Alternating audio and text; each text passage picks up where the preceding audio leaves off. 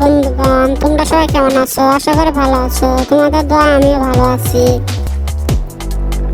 নতুন একটা ভিডিও নিয়ে হাজির হলাম। আম ভর্তার ভিডিও। এই গরমের মধ্যে কিনা কি খায় ভাল লাগে না, সেজন্য গাছ থেকে কচি কচি আম পেড়ে ভর্তা বানাবো। এখন কিভাবে ভর্তা বানায় সম্পূর্ণ ভিডিওটা দেখো, শেষ পর্যন্ত দেখবে, বেশি শেয়ার করবে।